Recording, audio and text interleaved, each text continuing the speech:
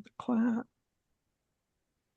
All right. So welcome to our Alpo webinar on the 2026 Perseids. Our leader for the discussion today, this afternoon, is Bob Lunsford, and we are delighted that he could join us. And it's kind of an open discussion, Bob, wherever you want to take the discussion. And we've already kind of like in the preamble here heard some amazing stories from folks who've seen some fabulous meteor showers. So Mr. Lunsford, you want to go ahead and take it away? Not a problem, not a problem.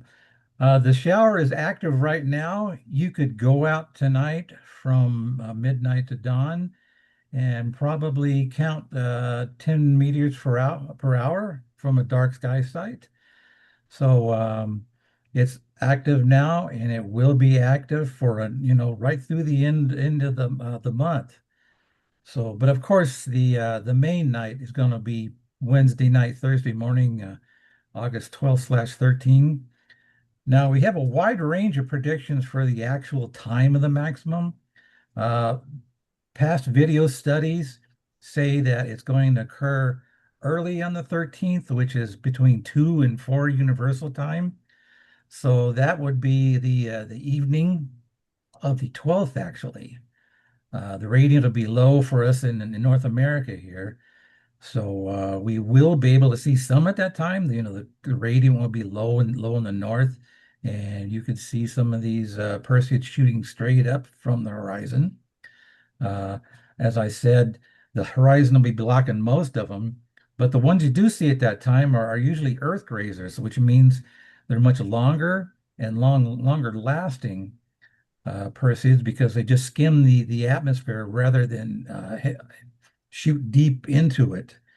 So my plans is to be out on Wednesday evening for just 1 hour after it gets dark and see if I can catch some of those, and then take a quick snooze and then head up my dark sky site and observe from probably 1 a.m. to 5 a.m. And hoping to see some really good activity from dark skies when the radiant's high in the sky. Now, if you are out in the evening, uh, these earth grazers, most of them tend to hug the horizon. So if you're looking north, you may catch one zipping off to your right in the east or zipping off to the left. That seems to be the case. I've only seen a few shoot right overhead, but when they do, they're really cool. They're not necessarily bright, but you can't miss the long trails and the fact that they last 4 or 5 seconds, which is quite unlike the Perseids you see during the morning hours. Yeah, most of those are less than a second. Uh, it all depends on where you're looking too. If you're looking at the radiant, they'll be short. If you're looking far from the radiant, they'll be long. So, like I said, if you want to get serious about watching these meteors, um, please plan to watch for at least an hour, no matter if it's the evening or in the morning. The reason is they're very fickle. You'll go 10 minutes without seeing any meteors, and then the next minute will produce three or four. They seem to come in waves like that. So these poor people that go out and stand on their front porch and look up for 10 minutes and don't see anything, yeah, they'll go back and say, those guys don't know anything. So that's why we ask that folks please try to watch for an hour. Um, are there any questions so far? All right, no problem. Um, the biggest, the most important suggestion I can give you is to travel to dark skies if it's not right out your front door like Gene. Um, I have local mountains that are up to 6,000 feet, so those are within a half hour for me, and I can get if the city lights are blocked out, I can get up to seventh magnitude. Wow. So it's like a Bortle 2 on the best nights. So that's why I do my serious meteor observing from. I will bring a lawn chair and I will get all snuggy in that. I will not look straight up though, because the atmosphere straight up is very thin. compared to looking closer to the horizon. So I'll aim my lawn chair at about 45 degrees so that the bottom of my field of view lies just above the horizon. And if you notice all the fireball photos, like the one behind me, they're all taken low in the sky. And all the ones in the media gallery are also the same. Almost all of them have the horizon in the field of view there. So that's the reason for looking down. Um, let's see here. Oh yes, like I said, that one night I was surprised by freezing temperatures in August. So even if it gets down to 60 or so, you'd be surprised how cold it'll get if you're lying there still. So bring a blanket. That would certainly help. Um, Now, most of the folks that go out will simply just watch the show and be satisfied with that. But we ask people to please count what you see and share it with us. What that does is tells us the activity at a certain time. And if we can get enough people to do that, we can combine our observations with those made from Europe and Asia, and we can get a very good activity profile for these meteor showers. Um, if you can, instead of most people just say, I watched from midnight to 2 and I saw 60 Perseids and 2 sporadics. Well, that's good. But to get a really good feel for it, if you could actually time each meter you see, that will show these waves of activity and lulls and help us have a better understanding of exactly what the Earth is passing through. Now, I'm sure you guys have seen predictions of this year's shower due to no moon of up to 100 an hour. Well, I hate to blow the whistle on that, but I doubt if that's going to happen. Unfortunately, we've been in a lull the last 10 years. Um, I looked through the records, and I haven't seen anybody seen more than 75 per hour since 2016. Now, I'll take that back with a little asterisk. In 2021, the night after maximum, it hit 100 an hour on the 14th to the surprise of everybody. And I wasn't even out. I noticed that on my video camera. I got in the day after. I was too tired after the main max to go out. So I checked my media camera the day after, and it was just filled with Perseids. I couldn't believe it. So if that happens again, it'd be nice if we had people out there in the field seeing this, and they can alert us of what's going on. So it's important to try to observe, record, and share. So, Bob, do you have any suggestions for that? Because I guess, a lot of people will go, okay, I'm starting at 1 o'clock, and they just, tick off in their head how many that they've seen. Do you recommend something like a cassette recorder, or is there some way where you can kind of like just simply say, there's one that went like through the Pleiades and, and it would automatically be able to get the time from that? What I have is a talking clock. Um, I used to use WWV shortwave All right. and kind of got used to that, but whenever I had company, it would drive them crazy with the TikTok. Ding, ding, Yes. ding. So I kind of got away from that. I have a talking clock that I can hit and it'll tell me the time. Of course, I haven't set the universal time. And what I do is I have that in one hand and I have these mini recorders, just a little in the handheld. I used to have the big cassette that they sold at Radio Shack. Well, that finally died. So, but these small recorders are great. You can just use them, and they're no problem. At the end of the night, you go back and replay them and write down on your meteor form the time of each meteor, the magnitude, the type, and I go crazy. I also put the duration and the distance from the center of my field, which tells me whether I had poor accuracy, medium accuracy, or good accuracy, and anything else that comes to mind, even the color and whether it had a persistent train. And what I do is once I have that on paper, I transfer it over to the IMO form, which is an online meteor form, and put all my data in. They just take figures from small increments. You can make it 15 minutes if it's real active, or if it's real slow, just 1 hour increments. But what you do is you put it on their form, it goes into a database, and they have a graph on their front page of all the people that have contributed. And that's an ongoing graph, and they have observers from all over the world, and you can get a true idea of what happened. And when I write up summaries of meteors, I will look at that graph and say the shower peaked at 14 hours universal time.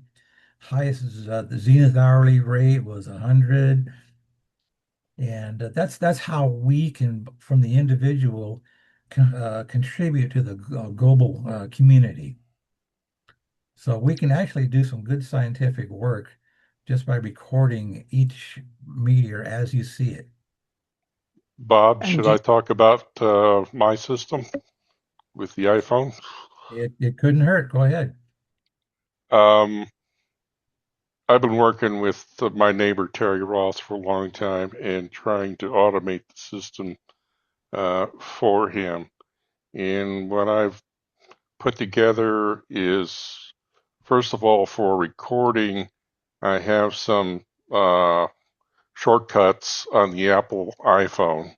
That's they call their macros are called shortcuts, where you can put the phone in voice activation, and then when you see an event, you'll say record it, and you can record what you want, your observation, and then it automatically time tags that that recording, and so it creates a log of observations with time tags. And of course, it's the iPhone is GPS, you know, accurate time tags. Then I also have another set of systems in MATLAB that you can take those recordings and put together your observation sheet, and then it'll do a lot of the processing to get it in a format .csv file ready to upload to IMO. So I've got a whole system based around meteor observations. I don't know if anybody else would be interested in that. It's got a little bit of a learning curve, as Bob can attest, but um, I think it's especially the iPhone recording uh, part of it, because you can tell it start recording, and it gets the time tag, and it's got your voice recording right time with it. So you've got your observation time tag in the file name. Gene, is this an app that people would have to download? How would people make use of this? This is an Apple shortcut, and they would have to get it from me, but it's open code, and it runs on an iPhone. Sorry, you Android folks. I'm an Apple only guy, but it runs on an iPhone, and you put it in voice control, and it's voice activated, so you can sit there. Percy is not too bad. If it was Gemini, you could sit there warmed up and snugly with your headphone and voice activate the whole thing. As an aside, Gene, if you're interested in putting together some documentation on that, I think I would certainly love to put it in the Meteor section of Alpo, kind of like as a resource document. Bob, I think that would make good sense, to share Gene's information here and his Yes, technique. I think definitely. that could be very valuable for other people. So, Gene, you and I can maybe, after the seminar here, webinar, maybe talk about that if you'd be able to do something like that, because I Sure. think that could really help. I'm not an Apple person, unfortunately, but that could certainly be very helpful because an awful lot of people are using iPhones, obviously. So that's perfect. Thank you for sharing that. And since most showers occur in cold months, you could keep nice and snug under that blanket without having to turn on your recorder. So, Priorities, priorities. Yes. Yeah, you see, I got my headphone and my mic. You can use that and sit in your hands. It's all voice activated. And then when you're I love done, it. you've got a log file of your observations and your recordings that you can then Yeah, go that play back to do yeah, that's your. great that you're taking it to the very next step, just taking the input and then refining it into a CSV file. I think that's awesome. That's beautiful innovation. Love it. Thank you. okay, back to the Perseus. There's one important thing I forgot to mention. If we want to compare observations from each other, we need to record our sky conditions. And what that mainly means is making a limiting magnitude estimate, which is very important. When I'm out in the boonies and I'm seeing a magnitude 7.0 stars, believe me, I don't really claim to do that. But the IMO has charts, and what these charts do is they have sections of constellations that are highlighted, such as the left portion of the square of Pegasus. That's one of my favorite areas to count.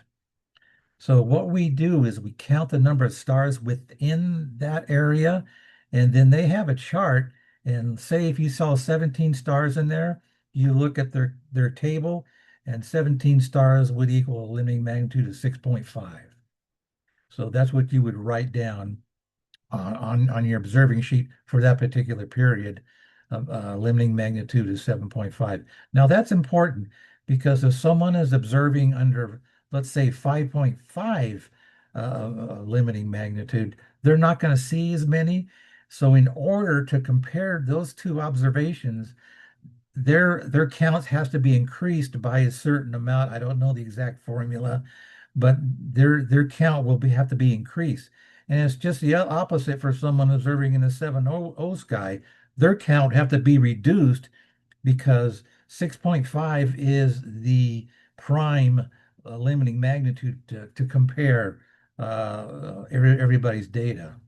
So if you're above that, you're gonna be have your counts reduced. And if you're most of us are below between 5 and 6, they will actually increase it. So that's how we can compare um, different observations from different conditions. Now, like I said, the IMO has these charts. They can email me, and I'd be happy to also email you back a copy of them. And they cover the whole sky, and I can also give you the tables, so you can figure that for yourself. It's a lot easier than going out and looking at the little differences. Okay, that's the faintest star I can see. Then go to a star atlas and try to figure out which star it was, and then try to look up the magnitude. And I guarantee you, if you're out under the stars and you're not seeing any meteors, you try a star count, and the one will show up every time, right in the middle of that count. Yeah. So you will have to start over again. So, Bob, does the IMO have like a web page with these particular charts or? Yes, yes, they do. Yes, they Okay. do. If we get that URL again, I can update our Meteor section resources to make sure that that's included in there. Okay. So I need to start taking action items here. So those two things we'll definitely try to do. Gene's iPhone and Right. a resource for finding the limiting magnitude Yeah, on IMO. it certainly makes it a lot easier. Oh So, yeah, and believe it or not, most of the Europeans actually write out in the field. And they have paper and they'll just scribble it. And I can't imagine what it looked like at the night because I don't think they take yeah, their eyes off the sky. But they've been doing that for years. And I just don't see how. I would yeah. never even consider that. You can't read my writing if I have the light on, 2 hours later. So Um, but and for a little history of the Perseids and me, my first observation was from home back in 1968, and I did not see a thing. It was my driveway, there was trees all over the place, so I was looking basically straight up, and not a thing. So that was not a very good note.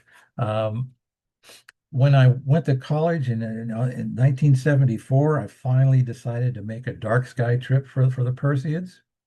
And believe it or not, I went to the top of Mount Laguna, which is 6,000 feet. And my best hour was about 75 per hour, and it was a great shower. It was so great. I actually saw two meteors, one Perseid and one sporadic cross at the same time. I mean, it's tough enough to see simultaneous meteors, which I do quite often, but to have them cross, it was unreal. And I've never seen it since, 50,000 meters later. Um, my best Perseid year was 1977, and my peak count that year was 174 per hour. And that was when the comet was heading in, but not yet. It didn't reach till 92. But we were getting some crazy Perseid activity back in the 70s, early 80s. And it really peaked back in 90 when the comet passed perihelion.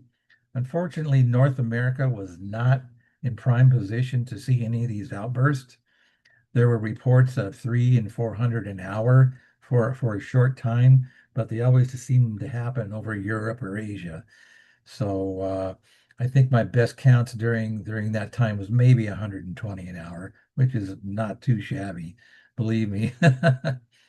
But lately, since about 2016, we've kind of been on a downside, and we can blame Jupiter for some of that. Every 12 years, Jupiter passes close to the stream of particles, and it all depends exactly where it is in relation to the stream. Sometimes it'll pull these particles away from the main orbit and away from Earth. And that seems to have happened.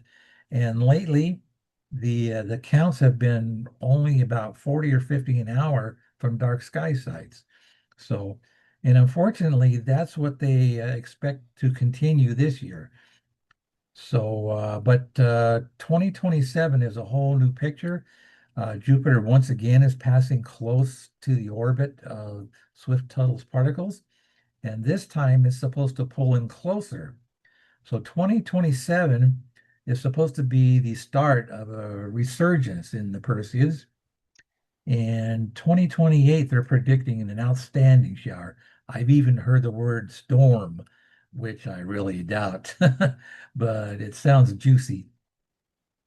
So, So I look forward to that. And you know what? We don't know exactly. We're on the cusp this year. We could see some good activity, and it could be another 40 an hour. I don't know. That's why we need people to go out and observe and try to see exactly what happens. And Bob, my greatest event from the Perseids. Last year, I was looking close to the radiant, and I saw one come at me, and I heard it Wow. simultaneously, not delayed, and it was a pop like a flashbulb, and simultaneous with the flare of the meteor. Um, just I've only heard one in my 50 years. I've only heard two, and this one was a pop. The earlier one I heard was like a sizzling of bacon over my shoulder, and I turned toward it and I saw a meteor where the sound was coming from. So this was simultaneously, so it wasn't sound directly from the meteor, but some kind of electromagnetic effect that had to be traveling at the speed of light. So an added incentive to go out there and look. Yeah, you never know what's going to happen. That's right. yeah, Um, that's really the beauty of it. You really, you don't know. You go out there and you might catch something really remarkable.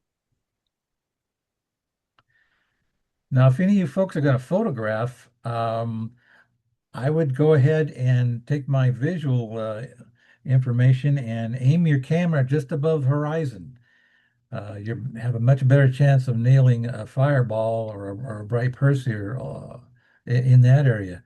I remember one year I was facing east with the radiant to my left, and I was noticing a lot of the meteors were appearing over in the constellation of Cetus, the whale. It was low in the south. So I had my camera, I think, pointed at the radiant that time. So I said, by golly, I'm going to turn that camera over there. And this was back in 1981. And I inherited a bunch of used, I shouldn't say used, but it was old film back then. It was rated ASA 100, but my father-in-law was going to throw it away. So I decided I'm going to use this. What the heck, I make it 1 meteor per row. Well, wouldn't you know, a meteor as bright as a full moon shot through Cetus. Uh,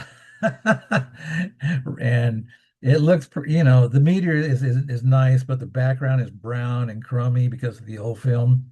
But things like that happen when you see a bunch of meteors that are appearing in one part of the sky. You might take notice of it. I wrote an article that's been posted on the AOPO website. If you look at the cover picture of that, and look at the constellation of Cetus, which is in the lower left-hand corner, you'll see a lot of bright meteors. I think more than any other part. So you never know what's going to happen. Yeah, So, Perseids you can see all over the sky, and they love to go right down the center of the Milky Way. Those do make some good shots. That's true. That's true. And it's strange. When I was young, most of the Perseid meteors I see were white to bluish. And now that I'm really old, they've seemed to turn more yellow and orange to me. So I'm not, you know, uh, meteors are pretty subjective color wise anyway. I had a guy watching with me for the gym one time, and and all of his colored meteors were green, and I didn't see one green meteor that whole morning. So, uh, but I think it's interesting, and you know what? It doesn't hurt to record it.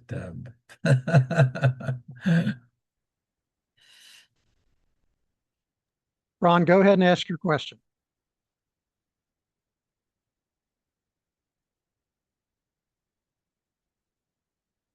Ron, you want to take yourself off mute and There we go. Hi, I was wondering if you could talk a little bit about the difference between viewing under, let's say, Bortle 3 skies and Bortle 4 or 5, and what people, A, can expect under each set of circumstances, and if it's worthwhile, if you can move from one type of location to another. There's a big difference, believe me. No matter what meteor shower we're talking about, most of the shower members are faint. And the darker your sky, the more you're going to see. When I'm out, in dark skies, most of my meteors are magnitude 3 and 4. When I watch from home, which was probably a Bortle 5, most of my meteors are 2s and 3s. So it makes a big difference. And like I said, watching from home the driveway back in 68, didn't see anything. And then going to the top of a 6,000 foot mountain, which was probably a Bortle 3 at worst, and I was seeing them right and left more than a meteor a minute. So Mm. it makes a tremendous difference. Thank you.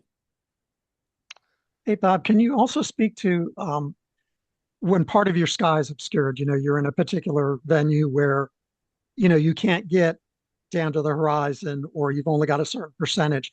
How do you reflect that in terms of when you're reporting the numbers? Because if we're having to adjust because of the Bortle sky conditions, I would imagine you probably need to also adjust or factor in if some of your sky is, uh, occluded because of trees or whatever. Right. That's one thing I forgot to mention. The IMO form that you fill out, it also requests the position of the center of your field of view. So say if you're looking at the radiant, no matter what time it is, you would enter the coordinates of the radiant, which I believe is 2 hours. So you would put a right ascension of 30 degrees and a declination of plus 60. And they can figure out from your location that you put exactly if you're looking high or looking low, they can adjust for that. And that's something else. The radiant elevation is also taken into and even atmospheric not dispersion. What's the word I'm thinking of? Extinction. Extinction. That's it. Yes, right. If you're looking low, it may reduce it. So, I know a lot of these parameters sound like a real pain, but it just rolls off once you do it a few times. So I don't want to try to force people to go out there and make it a chore. That's the last thing I want to do. I want people to go out there and enjoy themselves and to, like what they're seeing, but to know that just for a little bit more effort, they can contribute to some real science. And I think that's really what, the Alpo is trying to be about. It's like, let's, give tips and hints about how to go out and enjoy observing. But at the end of the day, we can also actually contribute. I mean, when you're citing these figures about, hey, maybe in 2028, we're going to have a higher level. Well, part of that has to come, I would imagine, from prior observations in terms of peaks and maximums. So, you are really able to help contribute to refine those models with what we're doing. Most definitely. I'd like to share another story of a recent Perseid episode. I was just packing up, and at this time, I had a video system where I could hook a intensified camera to my handy cam and record the activity remotely. So I was doing that. I have to change the batteries in the handy cam every 2 hours. And at 5 o'clock, I don't know exactly what I would have on the handy cam, but it was a good show. So I'm getting ready to pack it up, and this lady and her small child pull up, and they say, "We're here to watch the meteor shower." And I says, "Well, it's it's twilight time. You're not going to see a whole lot." But then I thought, well, you know what? I can play this recording back and show this young guy all the meteors he wants to see. So we did that for 15, 20 minutes, and he was pretty excited. So we turned a tragic situation there into something, and now this mother knows to come out a little bit earlier than dawn. Ah, shoot. So speaking of video captures, I've noticed that ZWO, they have their own ecosystem, kind of like Apple, your ZWO camera can attach to the ZWO capture suite. And they have one specifically for capturing meteors. I'm curious, and I'll throw this out to the whole group. Has anyone used that, and what sort of results have you had if you have used it? I have a ZWO C-Star 30 Pro, which is what Bob was alluding to before we started. And it has a wide field of view mode that is called the Milky Way mode. And I'm going to give that a try. It's got a wide field of view. And you see the picture behind me here is I took with the ZWO, the C-Star, from my back porch. Um, and I'm going to give that a try. And what I will, it has a lot of good software. I'm really impressed with the software. But so you can do real-time image stacking, image collection, and image stacking. It does really good jobs. Done Orion Nebula, Pleiades, Lagoon, Trifid. Does some really great stuff there. So I'm going to give that a try. Now, what I'm going to do for the meteors, it has a streak rejection algorithm when you do the stacking. So I'm going to turn it off and just collect the frames and then do the stacking afterwards. So I'm hoping that will be good for collecting meteors. So that's what I do. So this is the Sea Star, and it's a wide field of view, and uh, it's not real good for planets or smaller things. Anything smaller than about 2 arc minutes, it doesn't really do good on. But for wide fields, and the bigger nebulas, Orion, the Pleiades, are just about just right. It's Horsehead and the Flame Nebula. So that's what I'm going to do. And they have the new software has this Milky Way mode, which is designed to track and integrate up the Milky Way, like you see behind me here.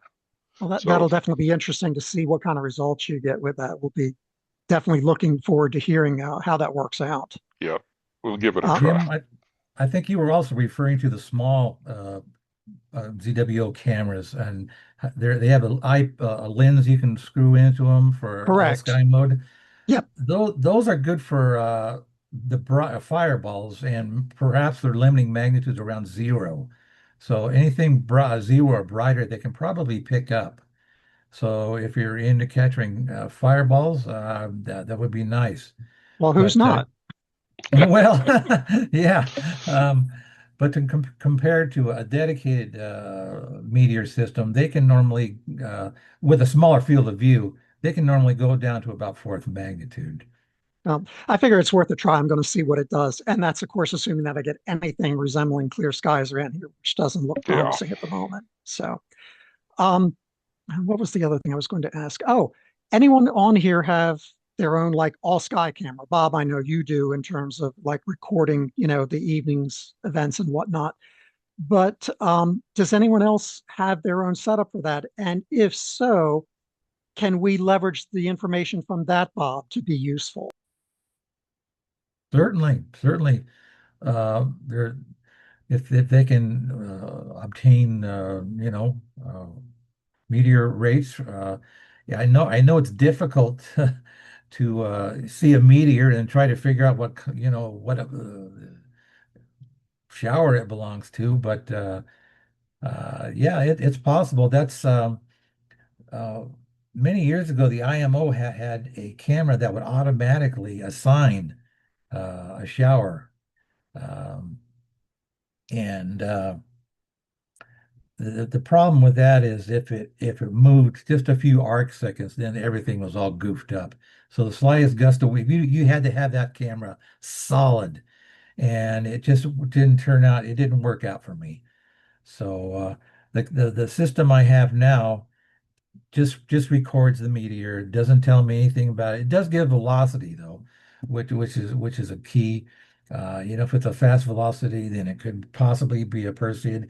If not, then it's either a sporadic or maybe a Alpha Capricorn or something on the slow end. But it's very time consuming to try to get the information from these cameras and assign meteor showers to them. That all can be all done at once out there using your brain. Yeah, I was about to comment. Your brain is very good. I mean, you get 2 or 3 meteors, and you already started to set up a radiant in your mind. Yeah, and I find that all the time. So, oh, okay. That one's from Ryan Shoulder.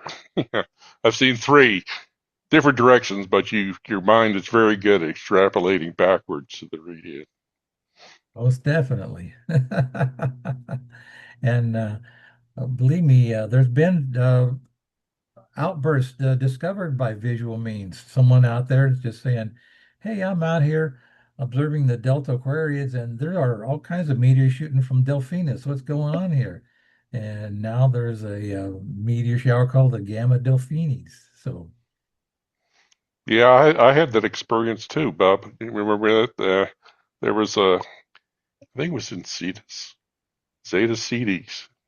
I saw a few of them. I thought they were just sporadics, and then I had one come straight at me.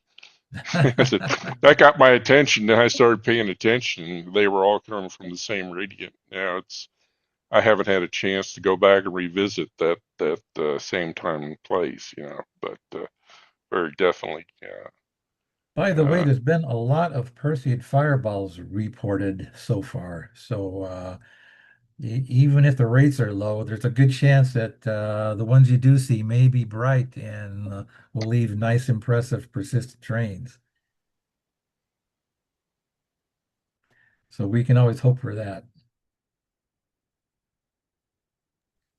All righty. Does anyone have anything else that they would like to ask Bob about meteors, the Perseids, or meteor observing in general?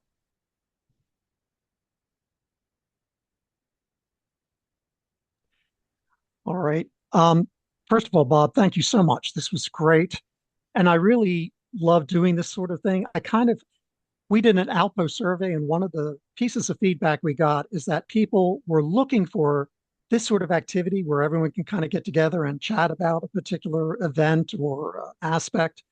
And so hopefully that kind of scratched that itch. And I will be sending out a follow-up survey to each of you, very brief, like 6 questions about today's webinar. And one final thing before we wrap this up, I've been kicking around the idea of having a webinar towards the end of this month when we have the lunar eclipse. It's an almost total, but not quite lunar eclipse, for doing crater timings where the shadow reaches a crater and we note the time.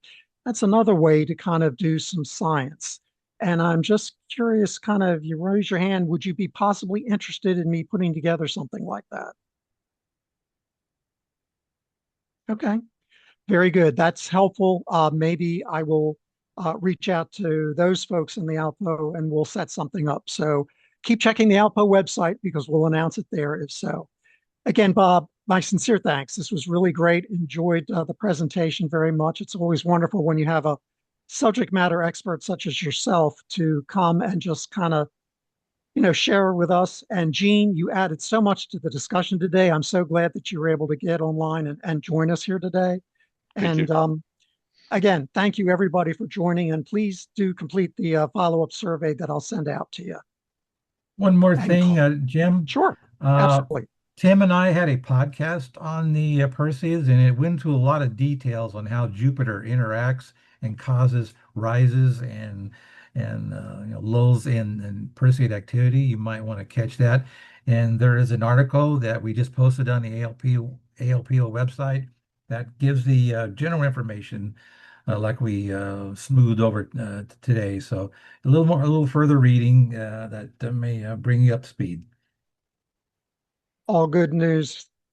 Thank you, everybody, for joining us, and we'll hopefully see you again soon. Clear skies, everybody. Clear skies. Thank you.